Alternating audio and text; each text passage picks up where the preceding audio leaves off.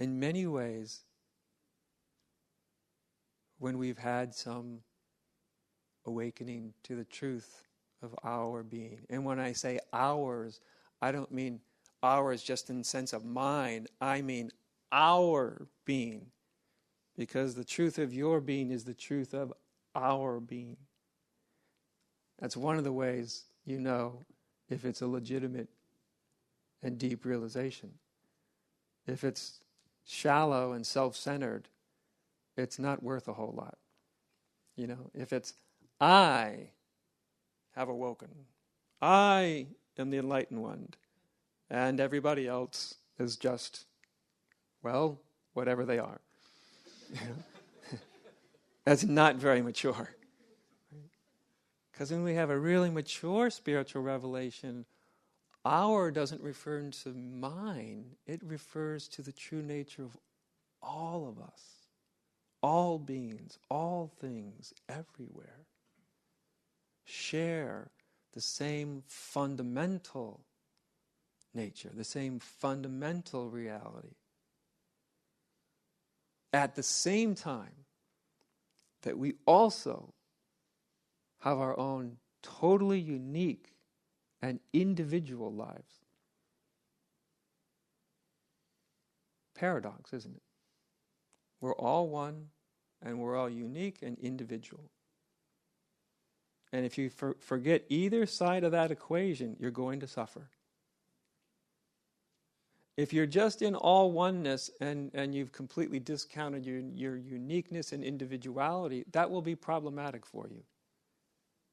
If you're hung up on your individuality, which is what most of us are, human beings, then that's obviously, as we all know, that's problematic too. We all share the same fundamental nature, and each and every one of us is also participates in a very unique and individual life. That's part of what Revelation shows us. It's kind of a divine paradox.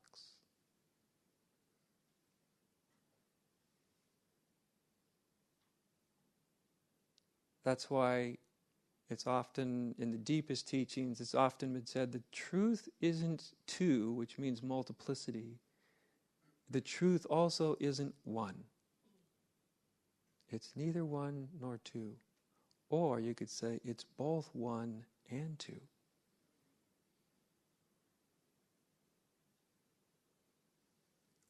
I think sometimes it's useful to take it out of spiritual terminology too.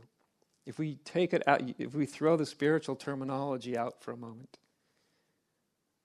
we are all of us are expressions of life. Like a tree is an expression of life, and a grass is an expression of life, and the sky overhead is an expression of life. And as an expression of life, it's only life. That's what it is. That's what you are. When we have that fundamental kind of realization, we're connected with the life that we all are. We are all manifestations of life, and therefore we are all life itself.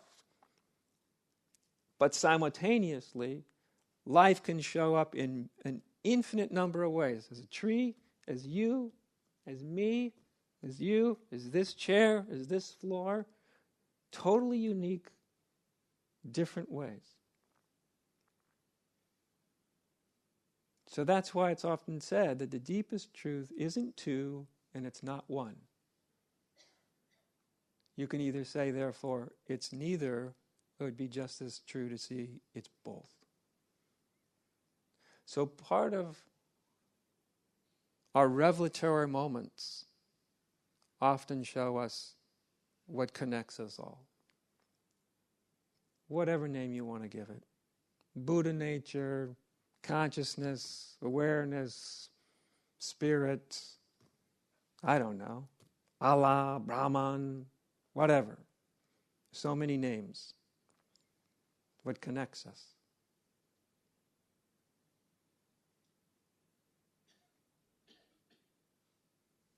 And that same fundamental nature also shows up as each individual, unique existence. And in my experience, and the experience of watching so many people over so many years, in many ways, to have a complete and absolute real acceptance of your humanity is far more difficult than awakening to reality. The biggest thing you'll ever embrace is your own humanity. Because your own humanity includes everything. The good, the bad, the wise, the deluded, the good day, the bad day, all of it. Nothing's left out. The mature parts of you, the immature parts of you, all of it.